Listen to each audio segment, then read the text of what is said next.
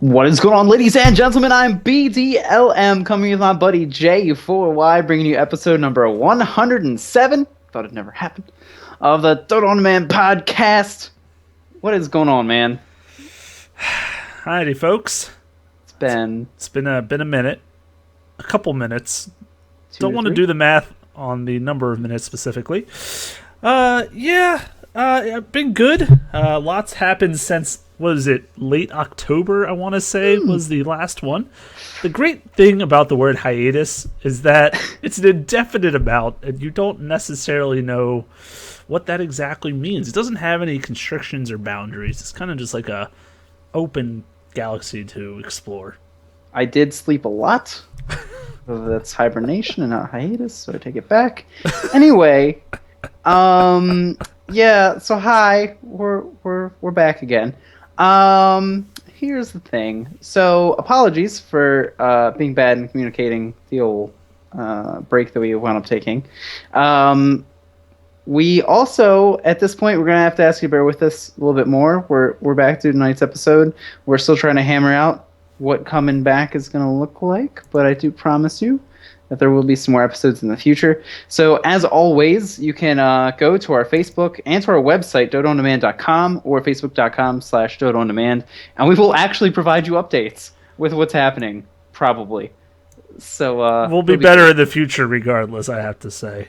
It Yes. was very, I wouldn't say spur of the moment, because that's not accurate. We kind of we had feelings about it, and it kind of just led up to a sort of a breaking point, if you will, that we decided, we wanted to just put the show on hold, kind of explore other things in our life that was going on. And I have to say a lot has happened in the past few months, so let's give you a little tour, what you've missed from the guys since Square October. I think we should go over what all the crazy things have happened. Change one, I'm still in the yellow room, but it's a different shade of yellow. I can't escape the yellow paint now. It follows me wherever I go. It does. You might be thinking to yourselves, wow, no, you guys took some time off of Dota. That's great. Maybe you went outside. Maybe you read a book. Maybe you made friends, talked to people. It's all things. I would just like to recant for you exactly what I would like to call last Tuesday night, where at approximately 7:45 p.m., I shoot Jay a text and I go, Jay, look what I just did for the last 2 hours. And here was a board game that I bought, Eldritch Horror. It's amazing if anybody's into the crazy adventure tabletop board games. All the pieces were in individual baggies with little headers I'd made so that people knew how to put the game away, so I wasn't the one that had to put the parts away every time. 2 hours doing that. And then the response I get back from you was something like, LOL nerd, and then about a minute later, hey, are you logging on to Raid in World of Warcraft in a minute?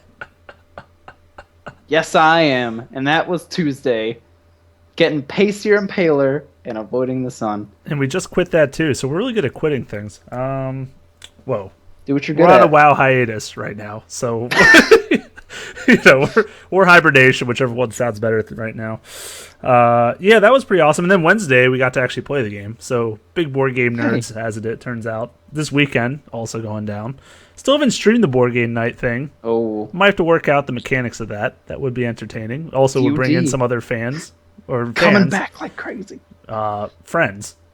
I hope they're fans too, but you never know these days. So either way, I am now 8 weeks out from the wedding, or some people at my work would put it, the end of my life. So really supporting people at work. But yeah, that's so I'm kind of been getting ready. BDLM is my best man, believe it or not. I didn't have anyone else to ask really, so unfortunately the buck got past him. But what are you gonna do? I thought it was adorable. One of the messages that we got was like, hey man, you guys haven't done an episode in a while, and you guys didn't say what happened. All I can imagine is that you guys had a falling out. Funny story, me and Jay did have a falling out in the past, and we actually kept doing the show during it, so it was great. No, we just are bad at communicating, so again, apologies. Yeah. But here we are again to talk about the Dota, and nothing's happened while we've been gone. I don't think so. No. So we could probably just get back to filler episodes, and just talking about Naga Siren, the most popular carry, and Terrorblade, probably still the most popular carry. Whatever we left off on, most likely. Yeah, something like that. No, of course, a lot has changed, and so we're not going to go into crazy detail with stuff from the patch 6.83 that came out, but did want to touch on some things that we thought were really interesting from that. Talking about the heroes that got added since we have been gone, and also just some of the. I got to start, Jay, if you don't mind, with some team shakeups because I suffered catastrophic heartbreak at discovering that not only had Navi broken up, but EG as well. And we did see some of that, coming out, and I was doing okay on the Navi thing. We got FNG in there, I was doing all right. And lo and behold, come to return to the scene of Dota to find Navi with DK Phobos, Go Black, Bank Score to go with Dendy and Host. And we also have Team Secret rocking Arteezy S4 Zai Puppy. It's like I have my dreams shattered so they can be rebuilt into beautiful, beautiful things. Now I just have more teams to fanboy. It's great. Yeah. I can be a sheeple for more teams. Sheeple released to our picture too. It's a great segue. No. Yeah. So as far as Na'Vi is concerned, as long as they have Havos to continue to feed, I feel like they will always have Na'Vi essence to it. Puppy was a huge part of it, but when he left the team, it kind of became this. It was never going to be the same again after that, anyways. But Dendy, of course, I can't. Could he ever play for another team? I mean, it just would be so awkward to see him on any other team, I feel like. But I was kind of feeling the same way about Arteezy when I saw that he left EG. I'm like, he kind of bleeds blue, in my opinion. I thought that was going to be the way it went. Like, that EG lineup was so dreamy to me. I love PPD, love Universe, Zai. I mean, Arteezy, and then that fifth person. And no, Fear, whoever they had at the catch of the day or whatever. But a Secret and Team Tinker, Secret in particular, I have a lot of optimistic ambitions for. I think they've got a lot of potential. And I don't know. I think it is a little sad, like you said, to see that our teams that we were kind of fanboying heavily, especially in the past couple internationals, to see it kind of have a little falling out. But like you said, also, it kind of leads the way to new teams that are also just exciting. And it's a good thing we're not like China fans, because it's like every year your heart gets broken and reconstructed with different teams. It's like they're choosing a new lineup every year. They don't know who's going to be on what team every start of it. It's pretty interesting. So all I know is I feel like Zhao 8 got traded away for another insane amount of money too. But that's China for you, right? Yeah. I just gotta say, my last little bit on Na'Vi. I am stoked to see that they got Gold Block, because that was what I was hoping for originally. And so it's just great to see that a strong drafter got placed with an equally strong but crazier drafter. And I also have to say that I did not have DK Phobos on my radar previously, and some of the games I've watched recently have proven to me how big of a mistake that was. So it's I'm really excited for all these, just the teams we listed, and just to see some of the others that have come together. I believe it was Hani who was freaking out about there not being much time left until the International 5, which really isn't that far away. I know actually Striker OD has already purchased his plane tickets. So, talk about how, it's right around the corner. I don't have time to get on another team and try to make a run for the International. So it's kind of crazy that we're already in that mode, preparing for the big game. And, a lot of the lineups we see now are probably going to wind up having to solidify so that they do have a shot to get invited directly instead of having to fight through the qualifiers. Yeah, it's a very good point. This is the time to kind of lock in, for these teams. It's kind of do or die, and I'm not sure who's going to make it. It's kind of exciting in a way, well, in a lot of ways, to come back to Dota after being away for so long, because I don't know the meta. I don't know which heroes are popular, what's not. I don't know items. I used a hero the other day. Almost every hero I've played so far, I'm like, what are these abilities? Why do these things change? What is going on? You're selling the cast, Jay. It's almost like brand new. No, I'm an expert in some ways, just not a lot right now. But and also seeing the teams, the shuffling of teams. I've been watching a ton of games recently, And it's like I'm seeing so many names that I don't recognize necessarily, and that's really exciting for me too, because I don't know who's going to make it to the international this year. I genuinely don't know, and that's actually really cool. Like, because now I feel like there's a lot more teams in the race, and it's not going to be those guaranteed, Navi, IG, whatever. These teams may have to battle it out, may not even make it. I don't know at this point. Yeah, for certain. It's gonna be a fun one to watch. But we have this crazy meta game that we have to talk about a little bit. 6.83 came out, and again, not gonna go into anything too deep because it's been out for a while. I'm sure everybody's gotten to play on it and have had their own experiences and their own thoughts. But there were some pretty big things to bring up, and some were to particular heroes, and some were to the map, etc. Little tweaks everywhere. But the one that I thought was pretty interesting that I want to get your opinion on is the double rune spawning at the beginning of the game, both being bounty but being worth double, so 100 experience each. So for those of you out there that haven't picked it up, that's half of level 1. Just kind of curious about your thoughts on it. I love the change. I think it's wonderful. My main reason for that is that I didn't like the RNG that came out of getting that first rune for a lane. It has like sometimes dramatic implications to get you first blood. If it's an invis rune, someone can set up an amazing gank on the mid lane or a side lane. If it's DD, whoever gets it has serious like lane control for the first minute or whatever.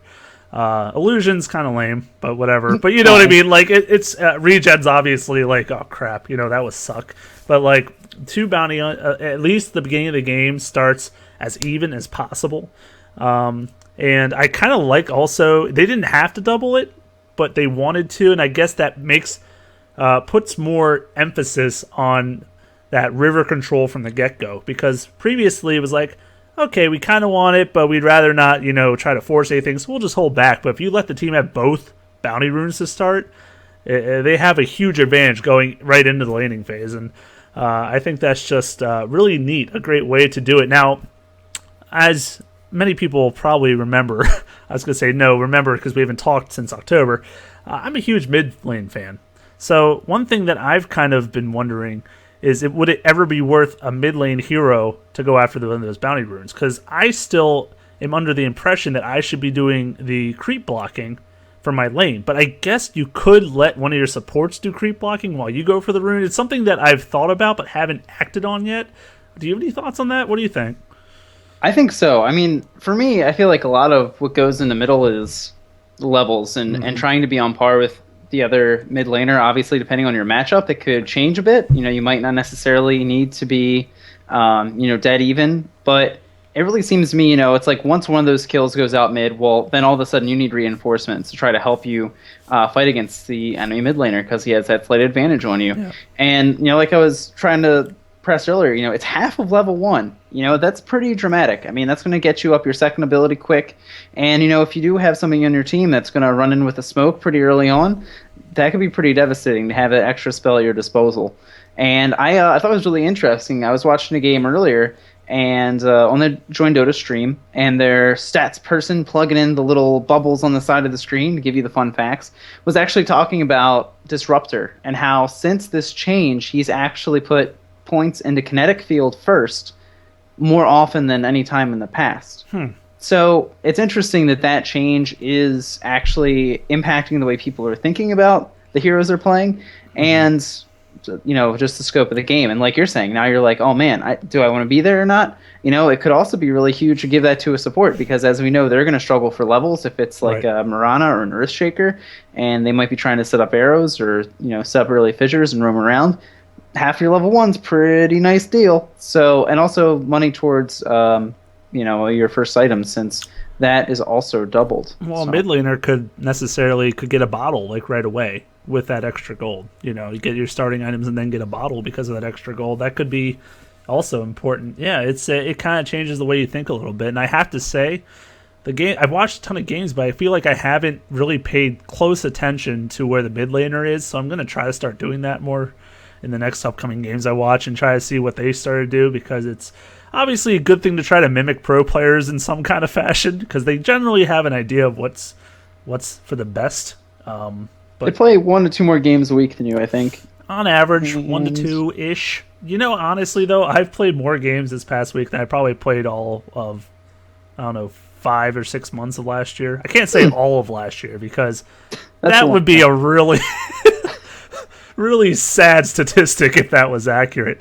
But I can't say it, not because it's not true, but because it's sad. No, I still have the least played games of anyone I've ever played Dota with. Even, new players to the game, they're not even, near my level, but for some reason, I don't know how it works, but I just have not played a lot of games. I pride myself in my knowledge more than my gameplay, so that Spectator. might say something bad for me, unfortunately. Also, welcome, everyone. Thanks for joining us in the chat. It's great to see you guys and gals, especially Erica, of course. It's nice for you guys to be here. Like I said, guys, again, I just fail at this. It's fine.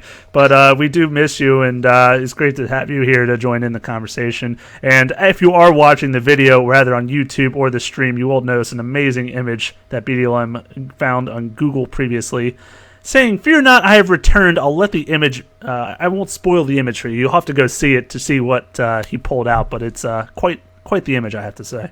It's a good one. It's pretty solid. I like it. Okay. I got one Bounty for you. Rune was good. What's next on the list? All right, I got another one for you, and then you can talk about whatever you want to talk about from the patch. Ooh, anything. Oh, the patch. Anything you want. The crap bag. But I think I might actually be stealing one of yours because I want to talk about the Queen of Pain and the Pudge change, which I think is a fundamental change that is actually really cool. In that Queen of Pain and Pudge, they had their hook and blink, not respectively, because that would make it too easy. That would be ridiculous. If I listed it, like a normal person. Anyway, increasing the hook and the blink range at the early levels so that to basically be static. So for Queen of Pain, 700 up to 1150 was the scaling for blink. Now it's just 1300. So even gets a little bit of a buff there. And then for Pudge's meat hook, previously at level 1 it was 700, now up to 1000 to start, going up to the final of 1300. I mean, mid players rejoice. I mean, you were talking about how much you're like a mid. How many Queen of Pain games are we going to get out of you this week? A ton. You've already gotten one, which is, as you know, a high amount for any hero. But I really found the Queen of Pain changes amazing. I was really infatuated by them, to be honest. It's something that I kind of held on to. The blink range, like you said, just making it static way better, even better than the 4th rank previously. 1300 is just incredible. And they did kind of try to balance it out by giving the cooldown extra duration. So instead of 12, 15 at that 1st rank, but it does go down to 6 still. So as you level it up, it's still going to be that same cooldown late game, at least, or mid game, I should say, because you generally level it after your Scream of Pain as the game progresses. But I don't know. I think that is the first step of making her really, really come back to the game. That was a terrible sentence, but you know what I was trying to get at. I got the gist. We gotta get used to talking again. Normally people don't hear our bad rants, but now they have to again, so I have to work on my own grammar. I'm socially awkward and bad at grammar face to face. I'm not going to change for the internet. We're beautiful here. It's fine. But the blink range helps also a ton for rune control. You're doubling the range from level 1 blink, essentially. So you're able to get that rune that much better and that much quicker. And she's always been kind of good with rune control because of blink, but now it's just that much better. The sonic wave change was awesome. They've kind of been going this path. I've seen with a couple ultimates. Lena's the one that stands out to me the most. I think it was an 8-2 that they gave that Aghanim's change. It was one of those recent couple patches, 8-1, 8-2, allowing one of those patches last year, right? It's all good. But allowing her ulti to go through that spell immunity. Well, now Queen of Pain just does without Naganims. It just happens. And the damage was reduced across the board. But as I read online, so the internet has to be accurate, even though that damage was reduced, because the previous one was magic damage, it hit that, was it 25%, I think, magic resist that all heroes just have across the board.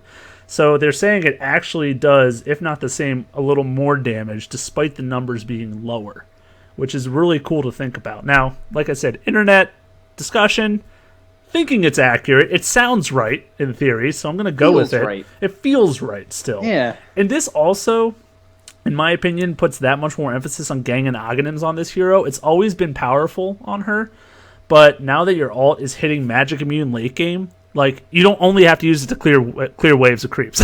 You could actually use it in a team fight, and it can be really effective. And also that cooldown reduction, of course, with the Oghanims is just something you can't discount either. So, yeah, that definitely was one of my Thunder points that I was going to go for, and you stole it from me. But you allowed me to talk on it, so I guess it worked out in the end.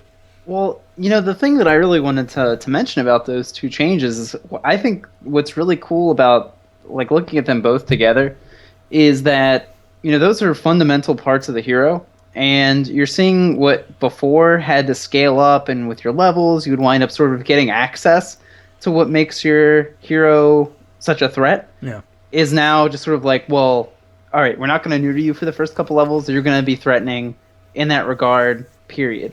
Pudge still scales up with the meat hook, but the extra 300 range at rank 1, I mean, so helpful. I mean, that hook is so short in the beginning of the game. So just being able to have that makes him feel like Pudge, not just some guy that's there for a couple levels, and all of a sudden you have to fear the hooks. Right. So I just think that was a neat fundamental change that just felt right. It was like some of the reworks that we were talking about with like Phantom Lancer and stuff, where it's like kind of weird, a big departure from what the hero was, but something that just at the end of the day felt right and felt better to me. Mm-hmm.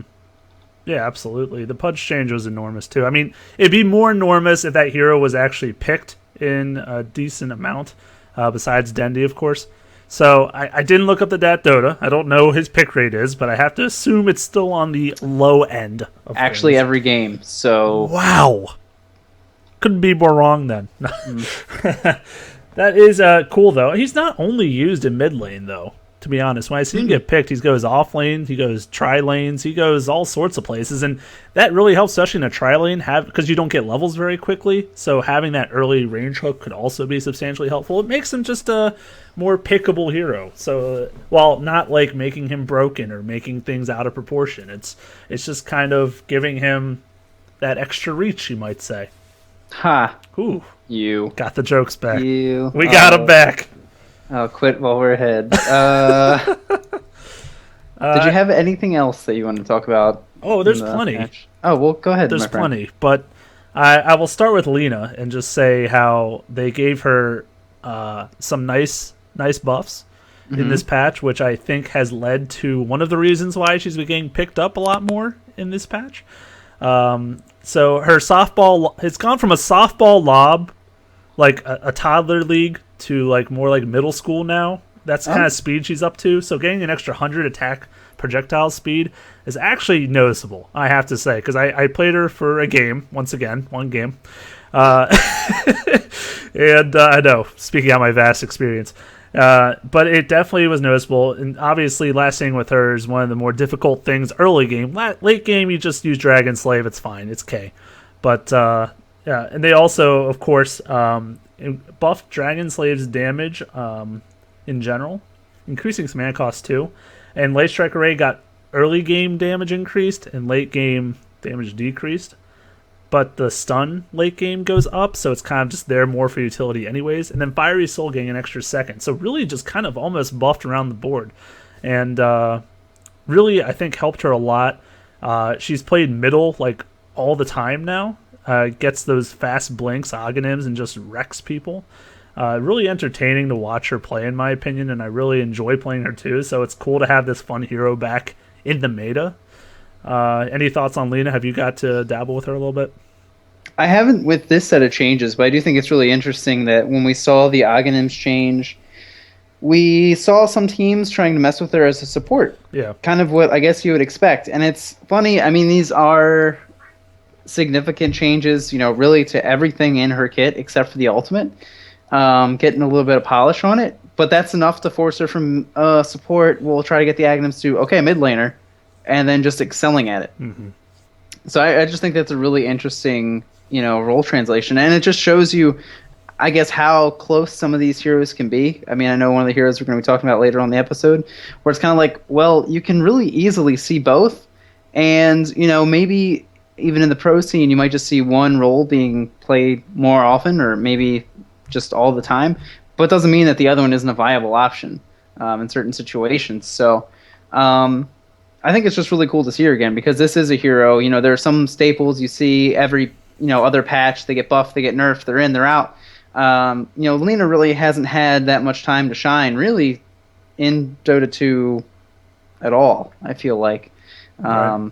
not much. So it is cool to get to see her brought to the forefront, getting these buffs. And from what I've seen, I don't feel that she's overpowered or anything. Mm-mm. So it's just nice to see her brought in, and I'm sure some things will be found out to sort of bring her under control just through the picks and the bans. Yeah, absolutely. The last thing, I mean, there's so much to touch on. We're not going to go through all of them because obviously we're the ones out of the loop, not you folks. You beautiful people stayed with the game, I'm sure. So we're not going to go and bore you with all those notes. I'm sure you would have loved to have a DoD episode for it, but don't worry, 6.84 will be here for you, folks. We got your back this time. Asterisk. So,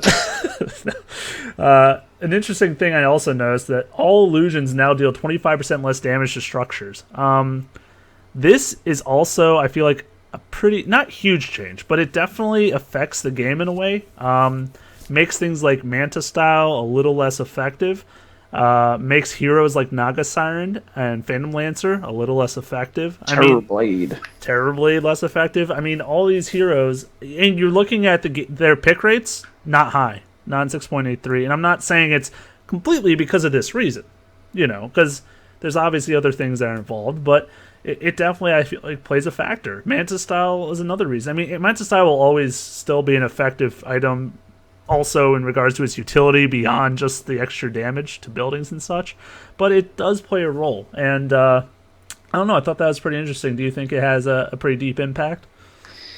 I do. I mean, I was watching just one of the viewers playing a game last night, actually, and I just tuned in for like the last 5 or 10 minutes of it, and he was playing a Terror Blade, and just, it came down super late game. It was like a 70-minute long game, and he's trying to rush the illusions in, and just trying to wail away at the Raxes, and it was like he was still able to do it, so it's not like it broke it. Right. But at the same time, it wasn't like, oh god, we can't do anything about these illusions. We're gonna lose to just images of heroes. Mm-hmm. So I'm fine with it, and I think the heroes that do utilize that kind of a strategy a lot are still going to be able to do it just fine. They might not be super meta relevant, but I think still effective heroes nonetheless.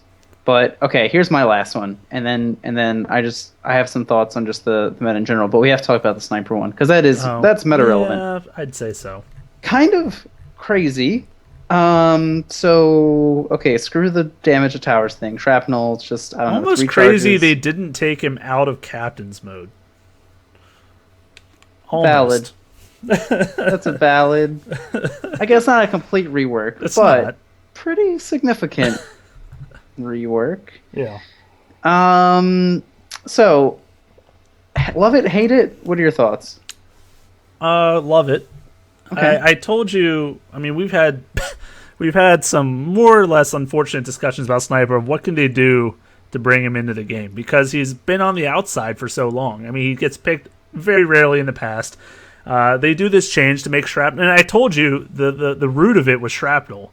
How, from what I remember in old Dota, shrapnel being this awesome move that you wanted, made him effective, made him bursty, and then this version of shrapnel was very not thrilling. It was not interesting. It didn't really make you want to get it that much. Sometimes, I guess, some builds did for pushing lanes, I guess. It did do okay damage over time. The slow was decent. But, it wasn't exciting. And now the new shrapnel, you get the 3 charges with 40-second replush time. You can put them next to each other. They do not stack damage, thankfully, or this would just be beyond broken.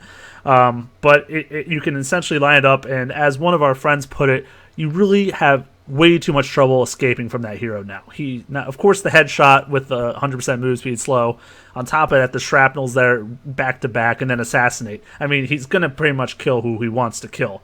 So I like the change. I like that they're making him more viable, and they're trying to bring him in the game. But it almost feels like this change was so strong and tipping the scale so much in his favor. I mean, he's either banned or picked every game, every single game, and that's a little too over the top. Yeah, I can agree with you. I think it is pretty dramatic of a change, and obviously, well, I don't want to say obviously, but I would not be surprised at all if it was adjusted in future patches, either by mana cost or you know That was the other damage, thing. what have you. It reduced it from 120 to 50. I mean, that's nothing for this hero. He only spends mana on Shrapnel and Assassinate. So now that's 50, he can use those 3 charges like back to back and still assassinate a hero. Like, he's got no problems. It's a little ridiculous. Yeah, and I think that's what I think would be fine to try to reel it in is you adjust the numbers, so you say, okay, well, you can do it once early, twice, maybe by 6, and then you have the mana pool, later on in the game to be able to use all 3 charges together. Yeah. I don't know. Or make I a guess maybe choice. Should I shrapnel or should I assassinate here? Like, make a choice, not just, do all my moves and have all the time.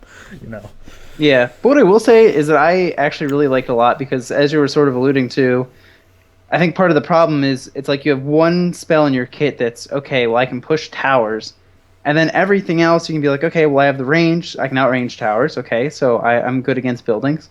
But I have Headshot, that's against heroes, and then I have Assassinate, which is Burst against heroes. So you sort of wind up having like a not clear idea of what Sniper is for, and now he feels like I'm long range assassin. If I get on you, you're gonna die. And there are probably not going to be just a whole bunch of new heroes with damage to building abilities. So I think taking this off of Sniper's plate opens it up to be on another hero's plate later on, which I think is kind of exciting.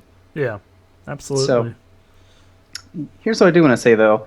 Crazy items have come into this metagame. We kind of skipped a big part of the Axe versus Juggernaut arc, and we come into a period of Dota where both heroes still pretty relevant. Axe probably a little bit more so than Juggernaut, I'm gonna say. But I think something that stands out to me aside from just the heroes is that the rise of items like Yule Scepter and Eye of Scotty in particular.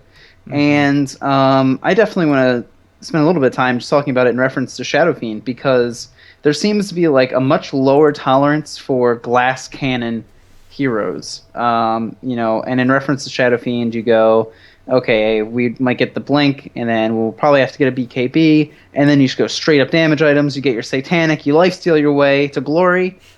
Now, and even you can see this with the Sniper as well, you're seeing a lot more of, well, I just kind of want to be pretty tanky, and I still want to be able to do a decent amount of damage. I'll get the Scotty, because I'm really going to get the best of all worlds. I'm going to get a little bit of utility with the slow.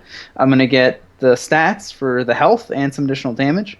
And, I think that item is just really, really prevalent all of a sudden, which kind of surprises. I mean, not something I expected, I'll say. I actually pulled numbers on that. Numbers J4Y. Yeah, I know. Hold you on. almost had a stroke there for a second. The statistics here for the Scotty. This is one of my 2 items that I found interesting.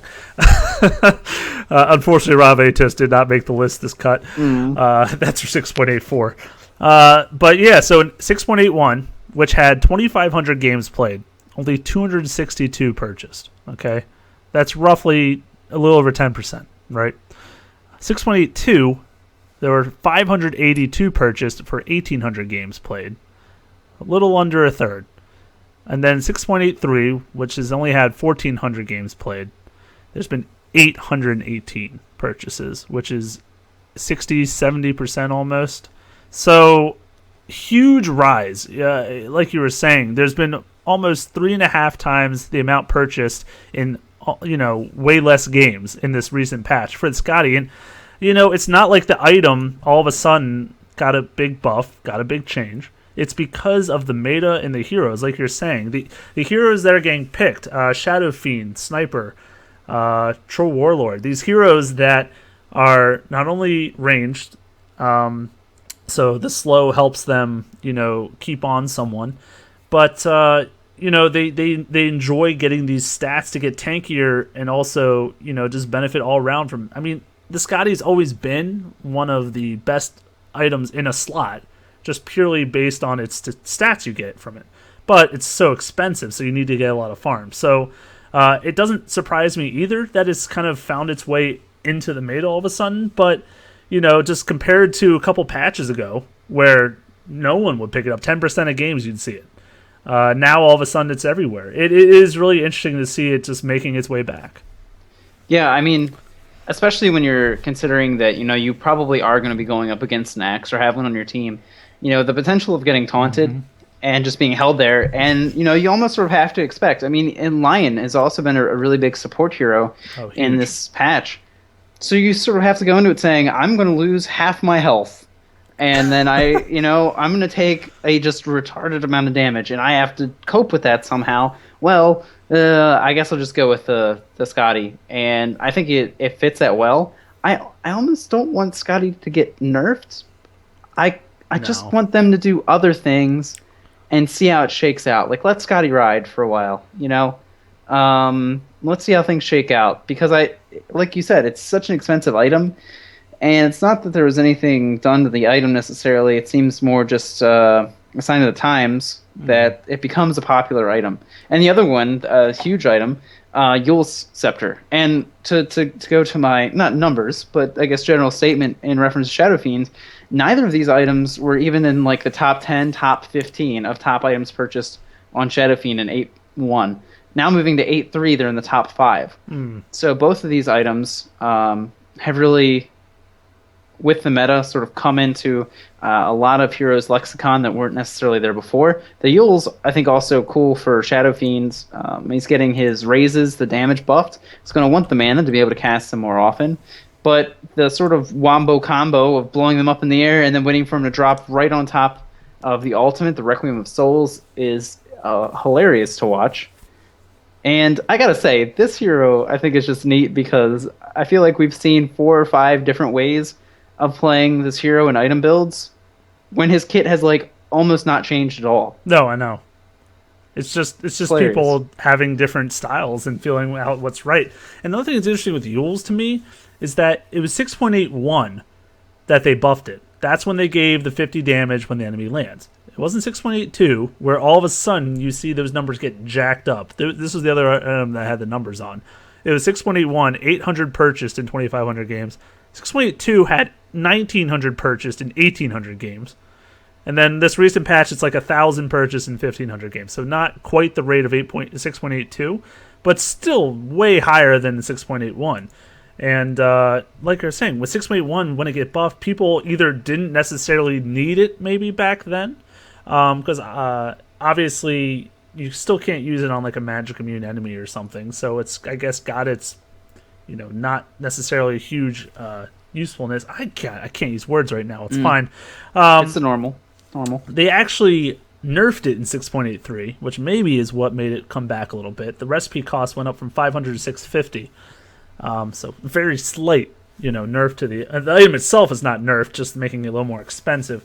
But yeah, it's definitely sticking around. Like you said, with Shadow Fiend in particular, I actually remember coming back watching a pro game. One of my first ones, it was a Shadow Fiend mid, getting that Yule's, and I was speaking to OD Striker, one of the guys that works on our team, and I was just like, Striker ID even. I like mixing up his name. It's fine. We're in a new year. It's all good. People are doing Last things name, first backwards name. these days. I'm on the other side of the globe. It's like the toilet water going the other direction. So, yeah. So I was trying to mention, I'm like, why is there Yules on this hero? Like, it's not like fundamentally I didn't get it, because obviously you Yules the hero, you stand underneath him and ulti. Bam. Huge damage. Like, I get it fundamentally. But like you were saying, I feel like I've never seen it before in a previous patch. Like, very rarely, if anything. It was always the Blink or the Shadow Blade or some other kind of tool to get his ulti lined up the way he wants it. BKB, those things. But then Yules all of a sudden is just like his go-to thing. Let me farm up all the creeps, have all the mana in the world, and then have that defensive or offensive ability with the Yules and the move speed. I mean, it is a very strong item, so I don't blame heroes for wanting to pick it up. No, I mean, that's the thing I love the most about it. I mean, it has the almighty statistic of movement speed attached to it. And that's just why I think just also makes it an amazing item, and does help set up things like the Shadow Fiend Ultimate. So, I don't expect to see it going anytime soon. And, has nice interactions with one of the heroes we'll be talking about in just a moment. So, Pit Lord? Yeah, Pit Lord. Pit Lord. Sad days. No, get it all out. We How know this is is he- why it came back. We know this is why the show came back, because you didn't get your Pit Lord episode yet. Go I on. may never get my Pit Lord episode. How many heroes that have been released after this hero?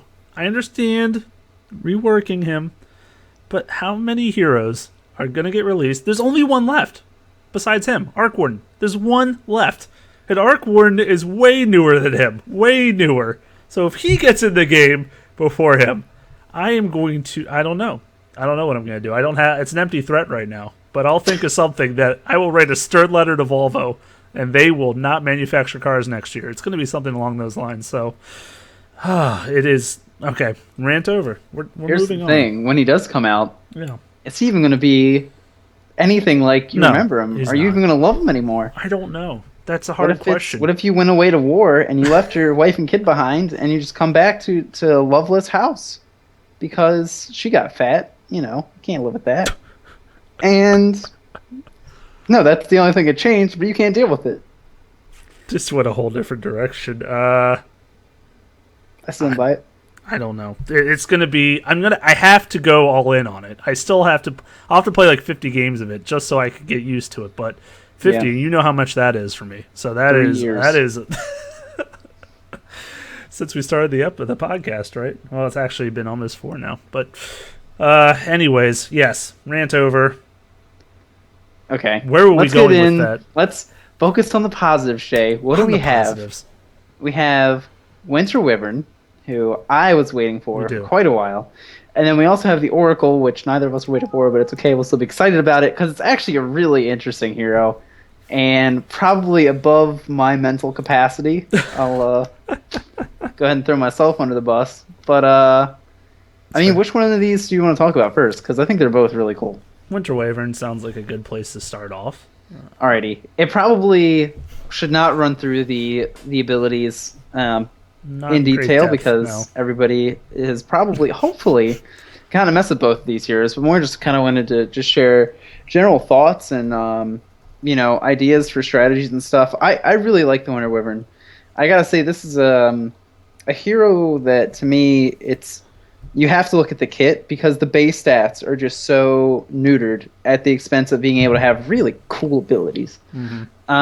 285 movement speed, abysmal starting damage. I want to say 38 to 45. It's like Naga Siren tier almost. Jeez.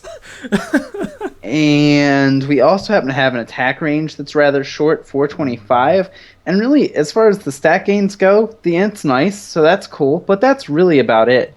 But I think this hero just has a really interesting kit because it is utility, defensive, and aggressive, sort of all rolled into one. And each one of those, just sort of by themselves, is just a really strong tool. Yeah, the whole kit's from start to finish is really great. Being told in the chat that it's supposed to be Wyvern instead of Wyvern. It's not an American thing, perchance. I think. What? Whatever we say is usually, I'm not going to say right, it's just the way it is. Isn't that more or less the American thought? So we both have an accent that we hide very well, but on certain words, it slips. No, she actually does. See, this is my thing, like, the mechanism, like, I realized there's, like, one hero that calls it that, and I'm like, really? Really? Right. But no, she does say Winter Wyvern. Oh, so she does. So I just say it wrong. Well, she can pronounce it how she wants to. Potato, potato. You say tomato, I say tomato. Same difference. So we all know who we're talking about here. How about W squared? I could just say that. It works the same. Ooh. So yeah, I love the kit. And I've only played her once. I one and done. There's a theme. Like, mastered this one, on to the next hero. I just went down the list here. It was just one at a time. But I've played 100 games of Dota. I guess I'm finished. More or less. It's this week we'll bring more games. My fiance's going to a bachelorette party. I got nothing to do but play board games and Dota, so I am going to get my fill. I owe a couple of viewers games, which I already tweeted out to them, so I will get those done too. But yeah, as far as this hero is concerned, from what I was able to gather, and obviously we don't have any pro experience, at least from Dota 2, to run on, so as she is obviously not in captain's mode at this stage. But I really am fascinated by the Arctic Burn the most, I want to say, just because of how it interacts with the hero in so many levels. Starting with such a low attack range, but then giving that boost on a cooldown. Not only that, but you gain some kind of like projectile speed bonus, night vision bonus. It's like a move speed slow and also does damage per second as current health. It's really fascinating and very worth leveling, in my opinion. The other moves, Splinter Blast is crazy. Like, I know I used it wrong for the first half of the game I played. Well, that's good. Because I'm so used to something similar to like Lich's Nova or something, where I cast on the target, they get hurt, everyone gets hurt and slowed, bada bing, bada boom.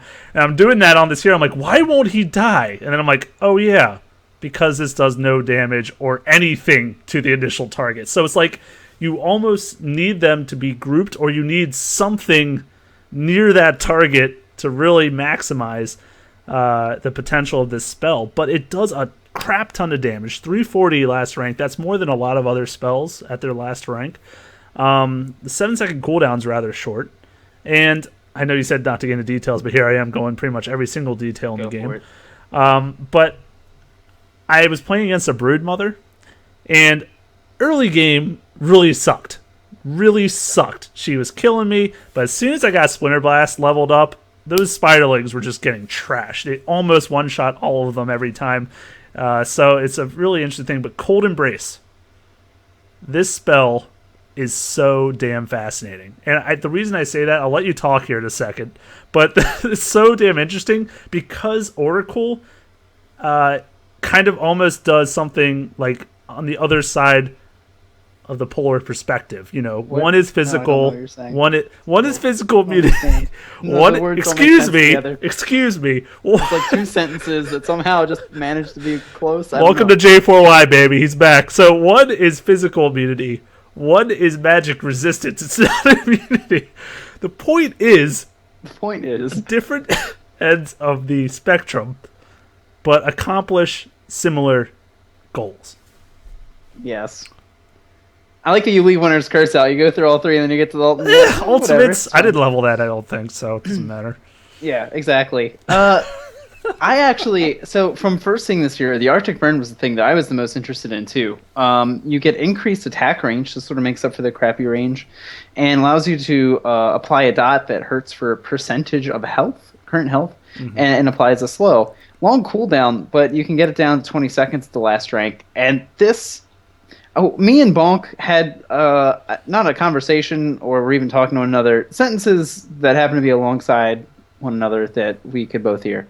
And I was like, oh, I'm going to go gank with Winter Wyvern. He's like, it's not really that good at ganking. I was like, And I was like, here we go. I like to equate this hero in a really weird, sort of reworked kind of way to Crystal Maiden. Because sort of almost feels the same to me in the, like, super slow, has good potential in the fairly early game. I would say Winter Wyvern needs a little bit more help than Crystal Maiden does in the level department. But you get yourself a smoke early on. If you can get yourself boots and you're playing with a friend or me, and you're like, hey, so you're not a friend. Give me some tangos, man. I gotta buy boots. Fine. This hero is absolutely deadly with the Arctic Burn. You don't even necessarily need Splinter Blast. You can, because also your spells happen to have really far cast range. If you are the level 2-3 department, you can go ahead and use it on the ranged creep for whatever lane you're ganking, get it to hit the heroes. And then the burn actually just does a very nice amount of damage. Good, slow, too. You need some help, obviously, to finish somebody off. It's not like a one-trick pony. But the fact that you can fly over terrain as well is actually really nice for when people try to juke through the trees. And I have to say, too, that the cool thing about Arctic Burn is it makes this, like, the only hero that is a support that I'm like, yeah, phase boots. Almost always. The only one. I get it. Like, I understand why you might want them, but most of the time, I'll go for, like, a Tranquil or I'll go for Arcanes. I was originally going for the Tranquil boots on this hero because I'm like, oh, short range, I'm going to be all up in it. But now, getting to play around with it a little bit, you really do appreciate how much that extra damage helps when you consider how low her base damage is. And, you really are just applying the percent of current health Yeah. damage, which means when the person starts getting low, the damage has to come from somewhere else. Mm-hmm. And you can hope that it's the person that you're ganking for, Yeah. but you also sort of have to control your own destiny and pump out a little bit more damage as well. Yeah, not the greatest not the greatest killer. It's not like Oracle at all. This is where they're very different. Like Oracle will help you get kills really easily, or finish off kills, I should say. Winter Wyvern, as you're saying, the Arctic Burn, since it's percentage of current health, you want to get that on the hero as soon as possible because it's obviously more effective at the higher percentages of health. So getting that dot that lasts 5 seconds, I believe it is, or is it 6? It's one or the other. It's a few seconds. So you want to get that rolling, get that tick going, making them lose that health. Very effective. It's also pure damage, which I don't know if we pointed out or not, which is another huge thing to note because getting magic resist against this hero does not help against the Arctic Burn. You're still going to lose that percent health, and it's going to do a lot of damage even late game. Because late game, the only other tools are, well, Splinter Blast is like decent but not amazing. It's pretty good. But Cold Embrace obviously just has so much utility to use in a team fight if you can get it off properly. It has 1,000 cast range too, which kind of allows you to not necessarily have to be right on top of the fight to do everything. But the Winter's Curse, I just remember turning around a few fights because of this spell. If you get that cast off in the right thick of the battle, you're going to, like I said, change the tides. Get everyone to kill their carry, got it, or at the worst case scenario, even if it's not like getting 3 of their allies to attack the one person, it's still a stun. It still is a CC that you have. So it's still got utility in almost any capacity, but it can especially be deadly if they're grouped up in the wrong setting. I agree. And, this is the real synergy in the kit. It's the Winter's Curse and the Splinter Blast. Ideally, you're having the enemy team focus one of their allies, and then you're targeting their ally with the Splinter Blast to then do damage to everybody that's attacking them. Like, that's your 1-2 punch. But, no, I completely agree. And that's the thing that I sort of didn't appreciate about Winter's Curse at first. Really just how effective it can be, just like, oh, I need it stun, dropping it. Yeah, it's an ultimate, but whatever. It's 90 seconds, scales out in the 70. It's really not that big of a deal. And, I think enough of us have lived on 20 health to appreciate that even just getting a couple creeps to help you out is actually pretty nice. It doesn't hurt. And again, just if you are really trying to go for that one target, if you get a creep to attack them, well, Splinter Blast. You can just Splinter Blast the creep. The thing that I really like about this hero too is picking up the Blink Dagger, because this is, just that taunt initiation. Even though you can cast it from range, just being able to get yourself into an ideal position, I think, is really important, and just to be able to make sure you can be in every fight. You are slow if you're picking up the phase boots. All right, you made up for that a little bit, but get the Blink Dagger, and you can really make yourself a huge threat, and get yourself in those clutch Cold Embraces, which just do a ridiculous amount of healing. But that's the one thing that this is why I really want to see this hero more often. Because in my conversation with Bonk, not conversation, but adjacent sentences, I feel like he was really looking at the Cold Embrace and stuff, and he's like, no, I like the lane presence of this hero. You can sort of ensure that your carry has a good time using that. You can harass with the Arctic Burn and try to secure kills in the lane.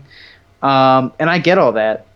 But I just really like... I really want to see what this hero can do in like a tri-lane on tri-lane scenario, because then if you're forced to stay in the lane, well, maybe I can only afford to put 1 point in Arctic Burn, but now I'm putting all these points in a Cold's Embrace and Splinter Blast, and now I have the potential to hit like a truck in that regard.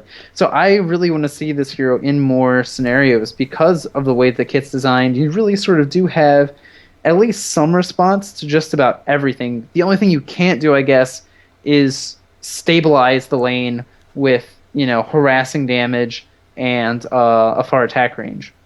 Yeah, I feel like, compare him to Skywrath Mage. Skywrath clearly seems like a better option for ganking because of the high move speed, the far range slow that is like a guaranteed slow essentially, and then the silence for the burst of damage. I mean, comparing to other roaming hero, I wouldn't call him a roaming hero because she's definitely not in that category.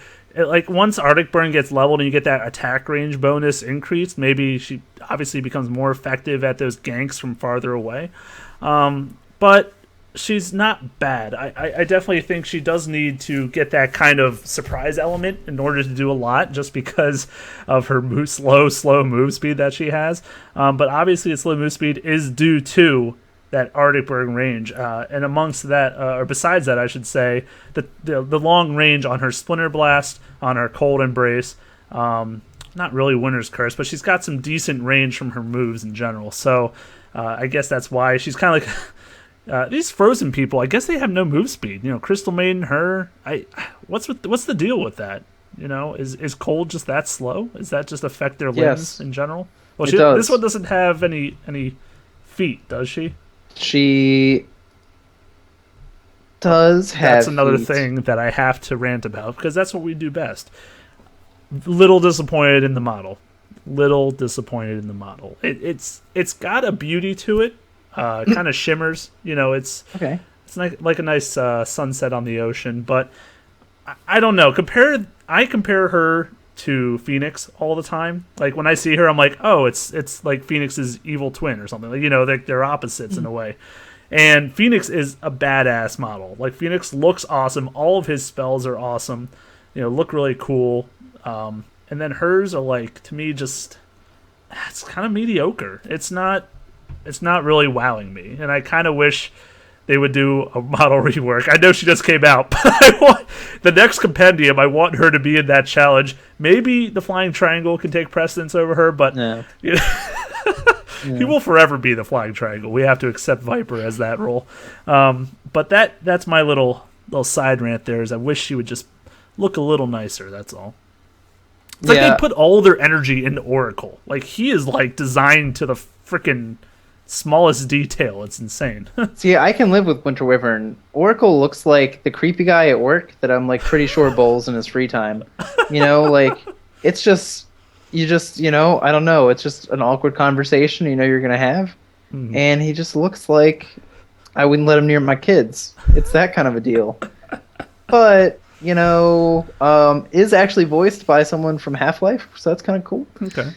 But yeah, I gotta say, I have played a couple games the Winter Wyvern, and then we can move on to the Oracle.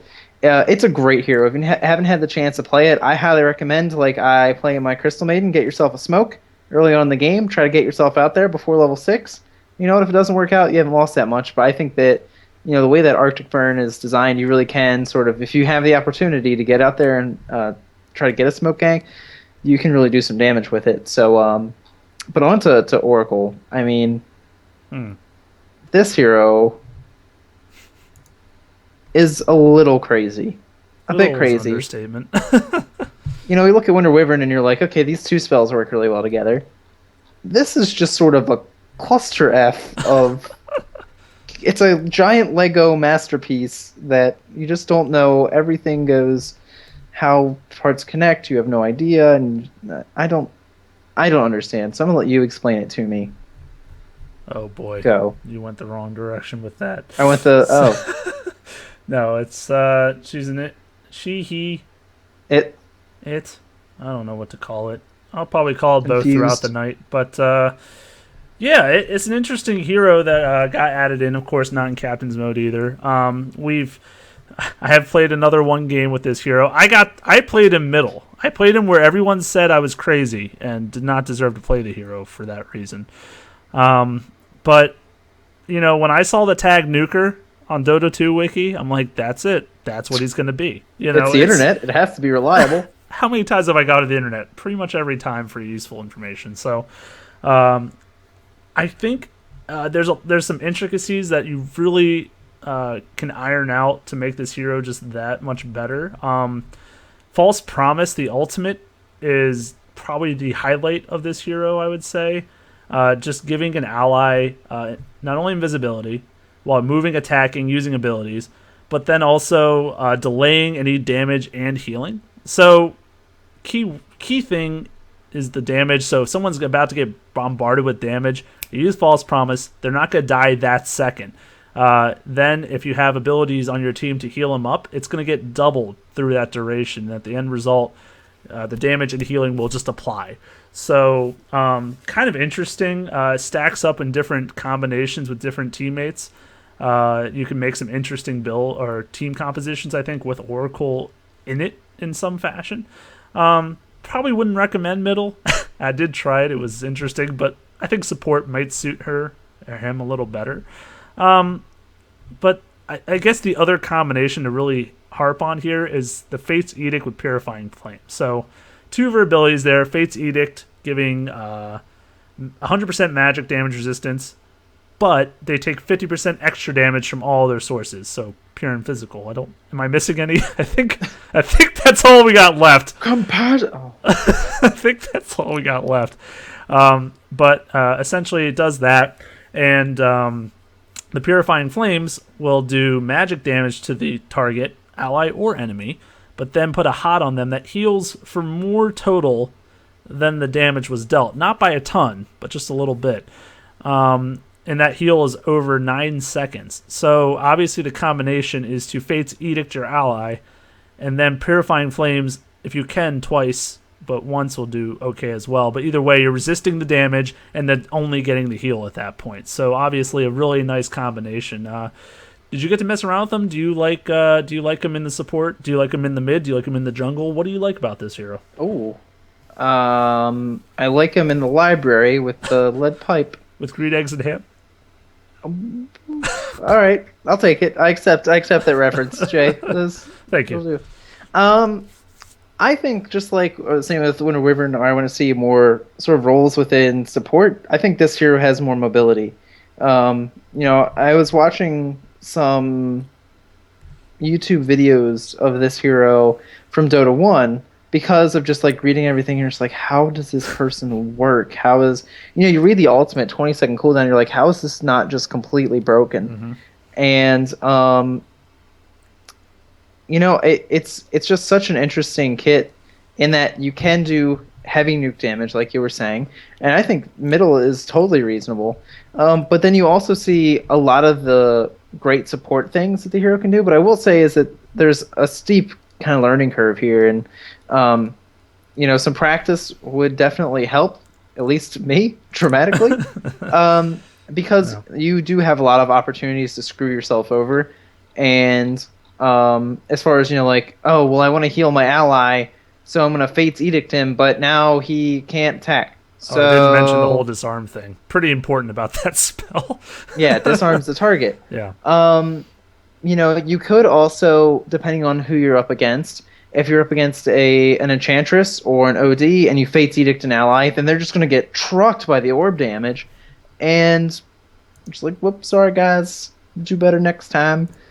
But you can also see the great synergy that this hero brings with the healing, like you're saying. If you False Promise and pop mech, you're providing a substantial amount of healing. You can see False Promise working for your carry, and you can also see it if you're in the middle lane, using it on yourself as a tool to gank, to get yourself into a great position and charge up a great Fortune's End. And you really don't have to spend too long in a game. You get your level 4, your level 5, and the combination of Fate's Edict and Purifying Flames back to back is just outrageous damage. Mm. Did you mention charging Fortune's End? You do get a root. Didn't even mention that spell at all. Oh, okay. Well, the Fortune's End does a good amount of damage. You have to channel it, charge it up, and then launch it, and it purges and then roots for the duration. So you do have this ability that you can purge the healing effect off of your Purifying Flames. You can also purge other effects. The one that I actually just found out about today, which is hysterical, and if you're thinking about messing around with this hero, especially in the mid-roll, this is a great one. You can get a Yule Scepter. If you want, you can Purifying Flames somebody, Yules them up into the air, and while they're in the air, charge Fortune's End on them. You can release it at any time, because Fortune's End will dispel the Cyclone effect, and then just hit them for the damage, and then by that time, you can actually lay on another Purifying Flames, and then of course your Dagon. So, you get a great combo out of those abilities. And I mean, just the fact that you have something that you can sort of directly tie onto the end of Yules, I think is actually really interesting. After we've already talked a little bit about what Yules can do now, and how heroes have been using it. Yeah, Very neat. it is a neat thing. The purge. I think I remember talking to you previously about, would you pick this hero to counter some kind of hero? Would you pick him to counter someone that you want to purge, for example? I'm reading in the notes here that despite being unable to target repelled units, it always purges it off, even on the named units it doesn't generally affect. So you kind of have to maybe play around with it a bit to see how you can really get that working effectively. But I don't think you're picking this hero for Fortune's End. You're picking it for all he brings to the table in general. Fortune's End is an interesting thing, and I think a lot of people, when playing this hero, as you play, you'll realize more and more that you don't need to channel it if you just want to do the damage burst. It does the max damage right away. You can just let it go. It does its max damage. It's only for that stop duration, as you were saying, that increases with the channel time. So you can, if you want them obviously to be, it's not a root, but if you want them to be at 0 movement, then, obviously channel up to its full duration, and then that'll help gank out that much more. But heroes can still use Blink. They can still use channeled spells. They can still do whatever they want while they're stopped. They just can't move. It's pretty straightforward. So, it's just like we were saying before. It's a lot of intricacies. As a support, these spells, while you're using them over and over, while individually maybe not so expensive, like Purifying Flames, only 55 up to 100, Fate's Edict's 50. Fortune's End's kind of the most expensive, 130, well, besides False Promise at 200. So, I feel like since everything seemed to be on a rather short cooldown, I was going through my mana pool sort of quickly. And that's where I think having, maybe a early Soul Ring or possibly Arcane Boots, you got to get some kind of mana sustain to really continue to be a nice presence throughout the laning phase, throughout the fights. Clarity Potions probably work well too, but it's just an interesting way to think of a support hero, is like you're nuking your ally to heal them. It's like such a different perspective completely than any other hero we've seen before. Yeah, and I mean, I think if we're talking about support, I think an Urda Shadows is great, because then you also do have you can False Promise them, put an Earn Charge on them, and they'll gain additional healing because of that. You also get the mana regeneration, so that by level 4, the Sobi Mask is doing some work, getting you more mana regeneration than your good old Ring of Basilius. Yules is wonderful on this hero. And Yules is just amazing. Not only because of the interaction with Fortune's End, which I think, you're an int hero and you have a unique spell interaction with the item. That's really cool. But then just beyond that, the regeneration really helps you. And you're a fast hero, 305. I think the base stats in this hero are pretty sweet. Yeah. Decent attack, decent damage out of it. Good ink gain at 2.9. Just getting that little bit of extra speed, I think, just is phenomenal. Like I said earlier, it's one of the better. That stat means more to me than a lot of the other ones. At the end of the day, so like I said, probably above my pay grade, but a hero that I think has potential in both roles. To be completely honest. Yeah, I definitely feel like you'll see a lot of him in the support role, especially when he does eventually make it to the pro scene, whenever that day comes. You were playing a game, you were saying there was something mind-blowing. Did that ever get mentioned in this episode yet? That was the Yules and was the Yules interaction? Was your mind not blown? I just want to... Yeah, it was tossed up in the air, you might say. I nearly fell out of my chair when I realized that worked. I was blown away. I don't know. Was that a Yules? That was kind of a Yules reference. I was trying a couple times. Well, it's all good. Thought that counts. Thank you. I definitely want to play these heroes a lot more. Kind of get more of a feel for them. Like we said before, I do prefer that mid role though, so I might have to play more mid Oracle and get a feel for that. Gotta get the Dagon if you're going mid Oracle. That's just a staple at that point. So no choice in the matter. But yeah, I really enjoy the hero. A combination I also want to try in a game that does not relate to Oracle is Phoenix with Winter Wyvern. I want the birds to unite as one. And then, do you also put Lena and Crystal Maiden in that game? You might as well at that point. Frost and Yeah, Fire. dude. It's a song of fire and frost and Ice. fire, ice.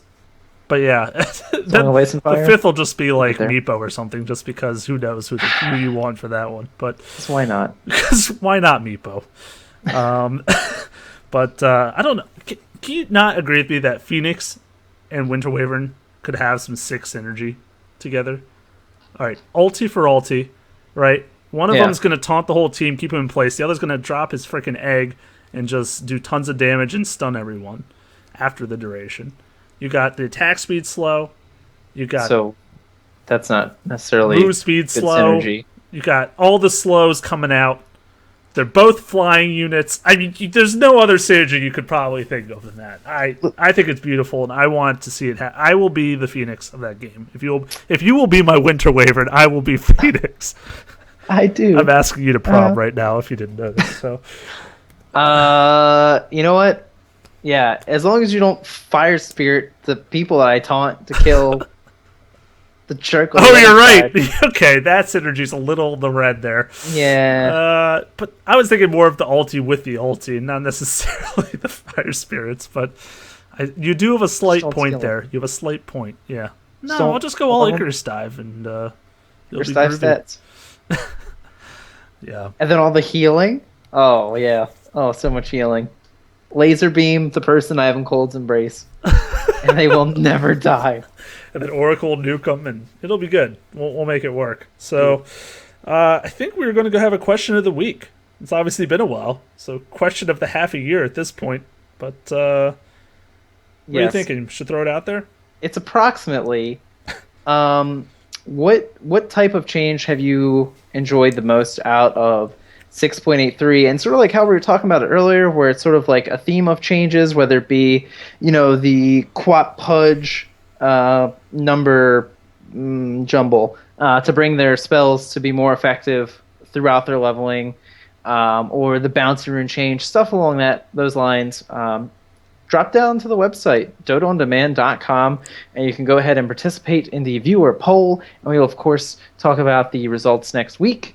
And, of course, you are always welcome to drop by facebook.com/DotaOnDemand and come tell us more about your answer, or just come by and say hi.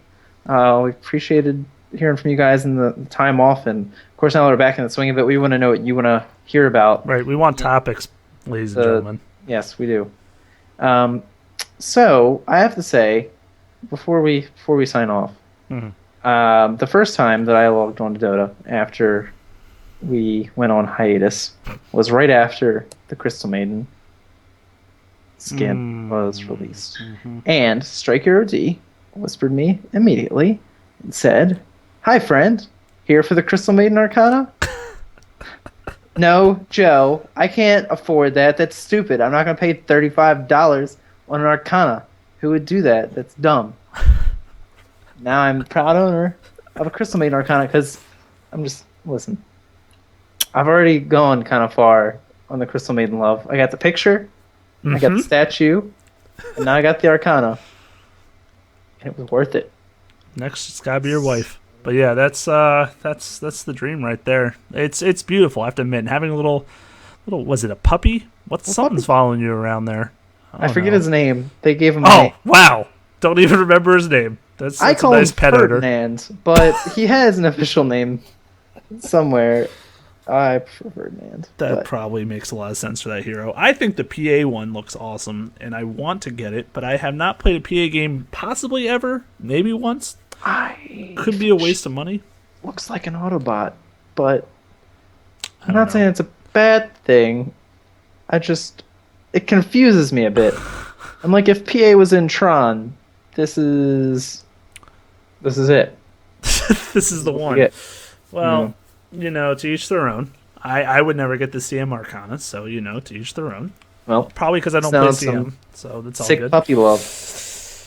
Indeed. But it was great to get back in touch with everyone. Sorry we were. I know some of you missed us, and we missed you, believe me. But we're here.